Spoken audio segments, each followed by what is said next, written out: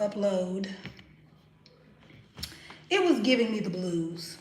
Today, I'm trying to go live and it's giving me the blues. But let me tell you who I ain't about to give up with this whole technology thing and YouTube.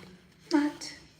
I don't care what happens, because that is typically something that will discourage me. Like if something just won't keep working, I'll stop.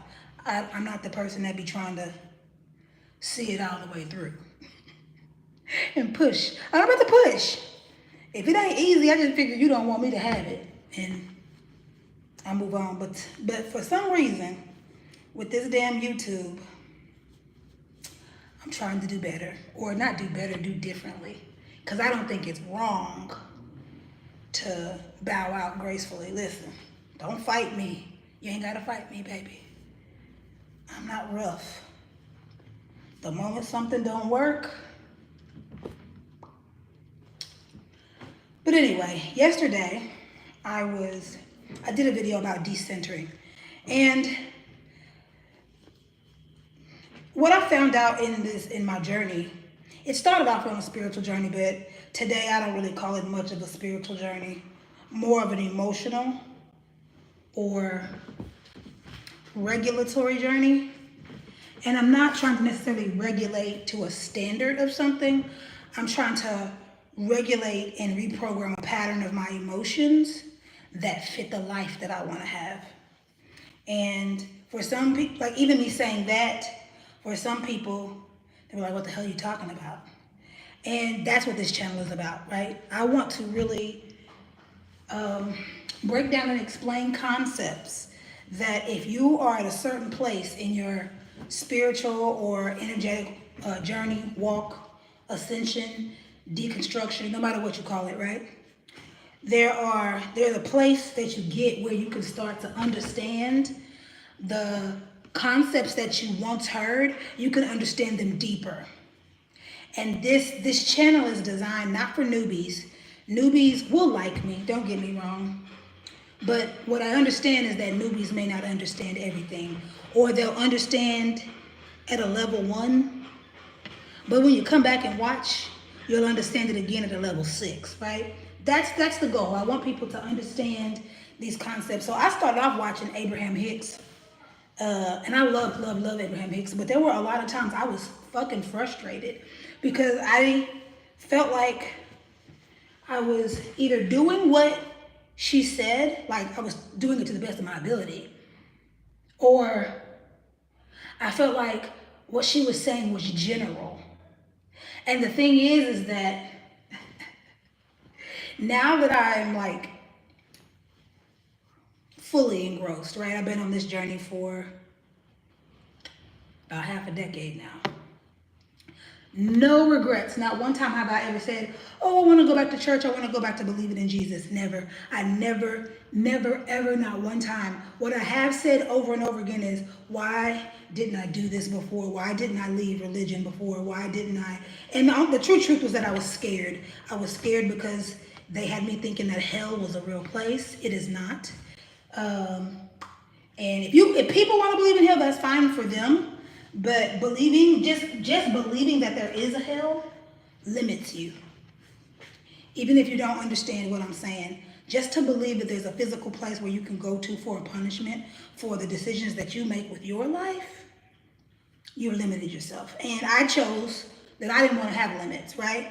And so where I'm trying to go today is, what I'm saying is that this channel is designed to help people hear past things that sound general. I want to really help give examples. I want to explain concepts in different ways in hopes that maybe the way that I say it, or the way that I explain it, or the analogies I use may make things clearer for you as you're journeying.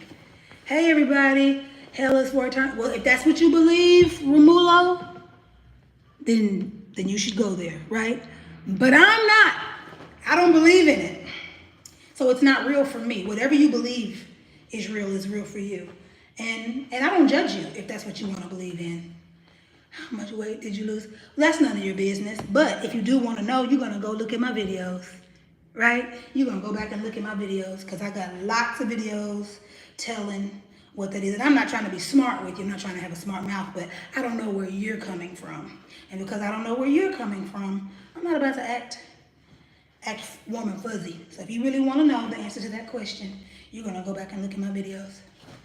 And while you're over there, go ahead and like them. All right, laundry is folded. Now we're going to cook breakfast. I'm going to finish explaining what I'm talking about. So Abraham Hicks often talked about stuff called the path of least resistance. Okay, the path of least resistance. Well, what does that mean? That means that psychologically in your brain, you have thoughts that are keeping you from, you could have thoughts. You could. I don't want to necessarily say that you do because I'm not in your head, right? I don't know what's in your head. But if you do not have what you want currently, and you're upset about it, that's huge what I'm about to say. So like you could not have something, but then you don't care. You're not upset about it. You're like, okay, it comes when it comes. But if you have something that you really want, it's not here yet, and you're upset about it. You're like really frustrated and really just like, you're shaking your fist in the air like, where are you, right? If that's you, then what I'm about to say is gonna be very helpful. Well, number one is, if you're upset about it, I would implore you to decenter. Anything, like if you, for example, yesterday I used money, but let me use, this is an example I don't love using, but I'm going to use it because a lot of people feel this way. Not me. I'm not that type of person. I'm not a relationship person. So this isn't really applicable for me, but if it helps you, great. And so a lot of people are upset because they don't have spouses. They don't have husbands and wives, right? So people are like, where's my husband? Where's my wife? Or whatever. And they're really upset about it to the point where they feel like something is wrong with them. They're like, what's wrong with me that they're not here? What's wrong with me? What do I have to do? And so when you are upset about something, right? You've centered basically that relationship. And what do I mean centered it? That there is something in your psyche that basically has you feeling like there's something wrong with you, and that's why you're not in a relationship. Like you're less than. You're not a great person because you're not in a relationship. You're unlovable because you're not in a relationship. Okay? And when Abraham was talking about the paths of least resistance, that's resistance right there. To think that you're unlovable and that's why you're not in a relationship. Well, if that's what you think, that's what's happening. That doesn't mean it's true. It doesn't mean that you are unlovable, but you think you're unlovable. And if you think you're unlovable, then you think that, right? As you say it, so must it be. And a lot of people don't understand that what you say and what you think about yourself is happening right before your eyes. If you think, for example, yesterday, like I said, I used the example of money. And if you think that because you don't have money, people don't respect you, as you say it, so shall it be. I remember one time having a conversation with my mother, and I was very clear because they didn't understand my spiritual journey when I first started it. They did not understand it. And my family is a family that I'm very proud of as far as economics. We've done very well financially as a family. My parents did well. I grew up in a well-to-do home. And I will say this, I was my mom and dad's third child. So by the time I came along, hell yeah, they were doing well, you know. My sister, she was, you know, the product of them when they're in their 20s. So maybe she didn't get quite the silver spoon that I got. But me, by the time I came along, my daddy was in his 40s, and he's making six figures, close to six figures by himself.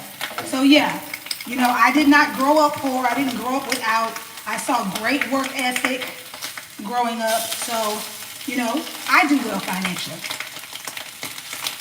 But I said all that to say that even if you grow up well financially, sometimes people that do grow up well financially, you have a concern of if you are able to produce alone by yourself. Like, I know my mom and dad could produce, and they supplied me a very beautiful cushiony life. But can I do this on my own? Can I provide this lifestyle for myself? And so, for me, going through that mental resistance of thinking or being unsure if I could provide the life for myself. Oh, look at this, guys. All ice. That's ice. Isn't that fun?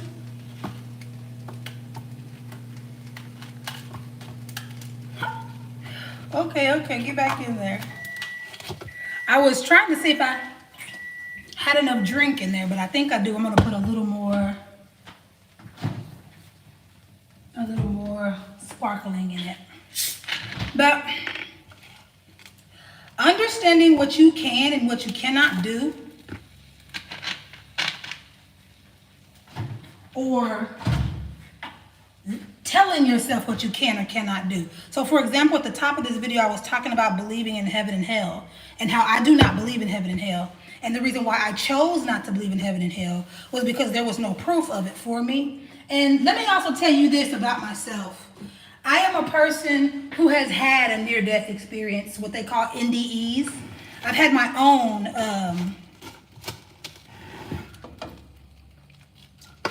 experience with what is on the other side. So nobody can tell me what I know because you weren't there. You weren't there in the hospital room. You weren't there when they called code blue 3 times. You weren't there. So you can't tell me what I know, right? Can't do that. And I'm so excited to eat. And so, you know, having that experience, having an experience with in that magnitude that I really, maybe I'll talk about that later on this channel. I don't talk much about it because it belonged to the old lifestyle of who I was, not who I currently am. So let me finish telling you guys this so that I can eat, because I'm not going to talk while I eat. I'm having silent time. And but anyway, limiting yourself. Whatever you believe is true. If you believe that you can't, that is true. If you believe that you can, that is true. If you believe that there's a God outside of you that will punish you, that is true. If you do not believe that there's a God outside of you that will punish you, that is true. You believe whatever it is that you believe that is true for you in your life. And if you are, let me go back to what I was saying. If you have something in your life that you want, and you don't have what you want currently in your life, you have something in your life that you want, you don't have it, and you're upset about it, I highly recommend you rethink about how you have that thing centered, right? Because getting upset about not having it is huge. If you can get yourself unemotionally attached to having it, when people would say emotionally attached, they weren't saying like, don't be happy when it comes, because that emotion is going to be very attached. When whatever you want comes, you're going to be happy about it. That's not what it's saying. What it's saying is don't be attached to it, that your personality is attached to it, to the point where you're saying, like, you're telling yourself I'm a valuable person. But then you move like a person who feels like they're not valuable, and you ask yourself, why are you being shy? Why are you being timid? Why are you not stepping out? Why are you not doing what you want to do? Well, I don't have the money to. Or if I do this and people ask me, well, what have I done? And you're thinking people want to see money as being, well, what have you done? What can you show me that you've proved to me that you've done this? You think it's just money, but it's way more than money. If somebody asks me right now, like, Kelly, your program, how does it work? How does it do all this? I'm not even going to tell you about any money. I'm going to show you where I live. But that ain't got nothing to do with money. I was in the right place at the right time. You hear me? And I just happened to be able to afford it. But I was in the fucking right place at the right time that this home was given to me, provided for me. Like, That is the reason what my program works, because I was enough emotionally to know when things were right moves for me and when things were wrong moves, that I learned how to decipher which inner voice is talking. I know which part of me is talking that's my 4-year-old self. I know which one is talking to me that's my 41-year-old self. I can tell the difference. I can tell the difference between my scared voice and my do it voice. That's why my program works. That's what's making me successful in life right now. That's what's making me be able to have something to say and be so confident in what I'm saying. It has nothing to do with money. And I'm doing well, but there's still something that I know that I'm promised. And until it comes, do you think that I'm going to stop what I'm doing? Do you think that I'm going to feel bad about myself? Do you feel like I'm going to shut my mouth up and stop telling people about what I'm doing and how it's been helping me? I'm not, because it has nothing to do with what I know is coming. It has everything to do with who I am today. And so when she talks about the path of least resistance, that is resistance when you are upset because something didn't come, because you feel like that's not making you be the person that you fucking know yourself to be, okay?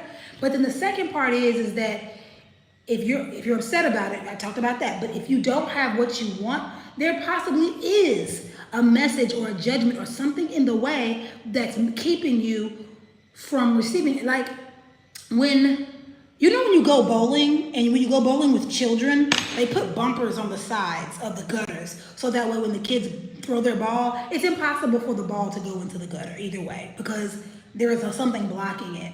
And it's very similar to how we think, our brain, our neurological pathways, or what we think is possible. We said we want money. We said we want spouses. We said we want a new house.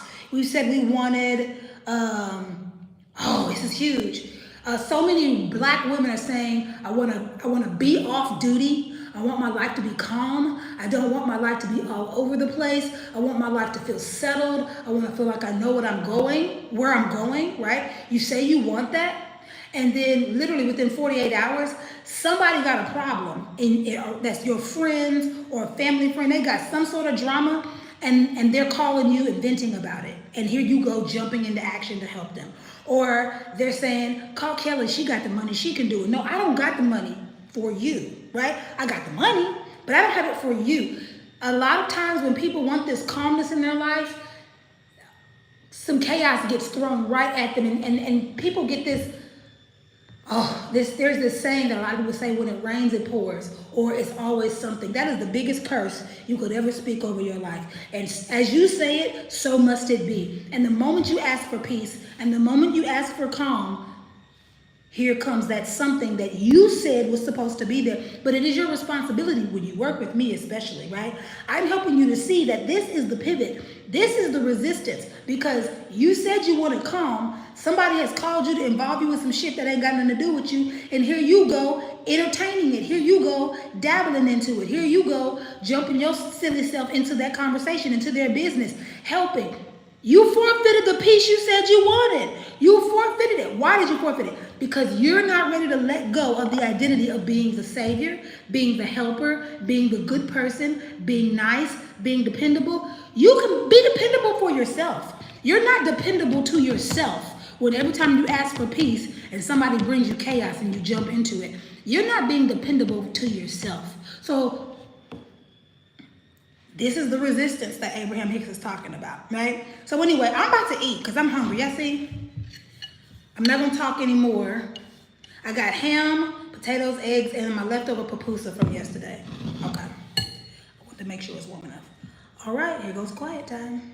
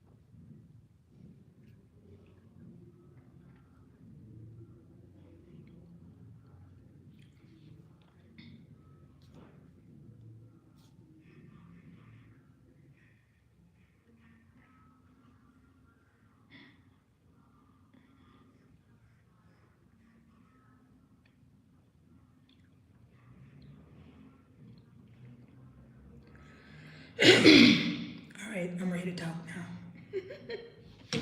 You guys can't see the comments and stuff, so I'm nodding my head and replying to comments, and I'm sure people are like, what the hell is she doing? All right, everybody, I'm done. Thanks for joining me. Thanks for joining my talk. If you like the talk, make sure you subscribe to my page. And that's it. I love myself, and I love you. See ya.